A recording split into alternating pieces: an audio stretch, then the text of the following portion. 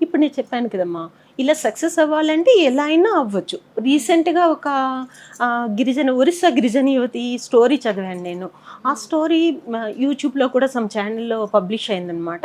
ఆ ఛానెల్‌లో ఆ అమ్మాయి ఏం చేస్తుందంటే చిన్నప్పటి నుంచి వాళ్ళ పేరెంట్స్ తనని రిస్ట్రిక్ట్ చేసి చదవటానికి అవకాశం లేకపోయినప్పటికీ కూడా తను చదువుకోవాలనే తాపత్రయంతోటి ఆహ్, స్టడీస్ కంటిన్యూ చేస్తూ అలాగే తను ఆఫ్టర్ మ్యారేజ్ అయిన తర్వాత కూడా తీసుకొని సెల్ ద్వారా ఒక జాబ్ చేస్తూ తను ఒక ఉన్నతమైన స్థానానికి వెళ్ళిందనమాట. తను అనుకున్న గోల్‌ని తను రీచ్ అయింది. సో, అలా ఎన్నో ఇన్‌స్పిరేషన్ స్టోరీస్ ఉన్నాయి. అది నిజంగా గిరిజన ప్రదేశంలో నెట్వర్క్ లేకపోయినా సరే ఆ అమ్మాయి సక్సెస్ అవ్వాలి, నేను ఆ గోల్‌ని రీచ్ అవ్వాలి అని ఎన్ని అడ్డంకులంటే ఊర్లో వాళ్ళందరూ కూడా ఒక గిరిజన యువతికి ఏంటి పెళ్లి చేసుకోకుండా ఈ చదువులేంటి అని చెప్పేసి వాళ్ళ పేరెంట్స్‌ని కూడా చేస్తే వాళ్ళ పేరెంట్స్ కూడా ఇన్‌ఫ్లుయెన్స్ అయ్యి చాలా ఇబ్బంది పడిందనమాట అమ్మాయి. అయినప్పటికీ కూడా నేను చదువుకోవాలి, నేను గోల్ చేయాలి. ఆ విధంగా తను చదువుకొని తను అనుకున్న స్థాయికి చేరుకొని అదే ఊరికి ఎంతో గర్వంగా వచ్చింది. అప్పుడు వాళ్ళందరూ తనని చూసి క్లాప్స్ కొట్టారు. సో, అలా ఉంది సొసైటీ. సొసైటీ అలా ఉంది.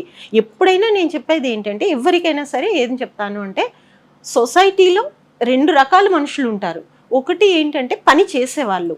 2 ఏంటంటే చేసే పనిని విమర్శించే వాళ్ళు. ఎప్పుడైనా మనం ఒక పని మొదలు పెడుతున్నాం అనుకోండి, చేసిందిలే, ఏముందిలే, ఎందుకు చేయాలి అనేవాళ్ళు విమర్శలు అనమాట. చేయటం అవసరం అంటారు. కానీ ఎప్పుడు కూడా అంతటితోటి మనం ఆగిపోకూడదు. మనం ఎప్పుడు ఫస్ట్ జాబితాలో పని చేసే వారిలో ఉంటూ ఎవరైతే సెకండ్ జాబితాలో ఉండి మనల్ని విమర్శిస్తూ ఉంటారు చూసావా, వాళ్ళ విమర్శల్ని ఒక ఆయుధంగా తీసుకోవాలంటాను నేను. ఆయుధంగా తీసుకోవాలి. తీసుకొని మనం ఏం చేయాలి అంటే దాన్ని ఒక ఆయుధంగా తీసుకొని వాళ్ళు ఏం చెప్పారో అది నేను ఎందుకు చేయలేను, నేను చేస్తాను అనే సంకల్ప బలంతో మనం ముందుకెళ్ళామంటే సక్సెస్ సాధిస్తాం. ధైర్యం ఉండాలి అంతే. ఇప్పుడు ఎక్కడ నీకు ఎన్ని పేరెంట్స్ అవ్వచ్చు, సొసైటీలో ప్రతి చోట స్త్రీని అణిచివేయటానికి అనేక రకాలైనటువంటి ఇన్సిడెంట్స్ ఉంటూ ఉంటాయి మనకి. అవన్నీ కామన్, ప్రతి సెక్టర్లోనే ఉంటుంది. నాట్ ఓన్లీ స్త్రీలను కాదు, ప్రతి వాళ్ళకి ఇబ్బంది పడే స్టేజ్ ఉంటుంది, చిన్నపిల్లల నుంచి ఓల్డ్ ఏజ్ వచ్చినంత వరకు. కానీ మనకంటూ ఒక సంకల్పం ఉండాలి, మనకంటూ ఒక శక్తి ఉంది. ఆ శక్తిని మనం ఎప్పుడు మర్చిపోకూడదు, మనం ముందుకు సాగిపోవాలి. సో మ్యామ్, మా వ్యూయర్స్కి, మా స్త్రీ మీడియా స్త్రీలకి ఏం చెప్పాలనుకుంటున్నారు? యాక్చువల్లీ ఇప్పటి వరకు మనం మహిళా సాధికారత కోసం మాట్లాడుకున్నాం కదా. ఈ మహిళా సాధికారత అంటే స్త్రీలు ఎన్ని రంగాల్లో ఏ విధంగా బాధపడుతున్నారు, లేకపోతే ఎంతవరకు ముందుకు వెళ్ళారు, ఇవన్నీ కూడా చెప్పుకున్నాం.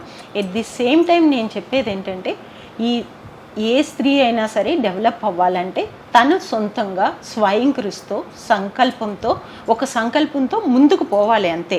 నేను చేయగలను, ఈ రంగంలో నేను దూసుకుపోగలను అనుకుంటే ఆ రంగంలో తనకి ఇష్టమైన రంగం అది ఏదైనా సరే ముందుకు వెళ్ళడానికి ప్రయత్నించాలి అంటాను నేను. ఇంకా చివరిగా చెప్పేది ఏంటంటే చిన్న చిన్న విషయాలకే లేడీస్ చాలామంది ఇబ్బంది పడుతూ ఎన్నో రకాల ప్రమాదాలు కొని తెచ్చుకుంటున్నారు. ఎప్పుడు కూడా నేను చెప్పేది ఒకటే, ఎంత సహనంతో ఉంటే మనం, ఒక్క నిమిషం సహనం మనకి ఎంత ప్రమాదాన్ని దూరం చేస్తుందో, ఒక్క నిమిషం అసహనం మన జీవితాన్ని నాశనం చేస్తుంది. అది ప్రతి ఒక్కరు గుర్తుపెట్టుకోండి. సహనంతో ముందుకెళ్ళడానికి ప్రయత్నించండి, అసహనంగా దేన్ని కూడా తీసుకోవద్దు, ఆలోచించవద్దు అంటారు.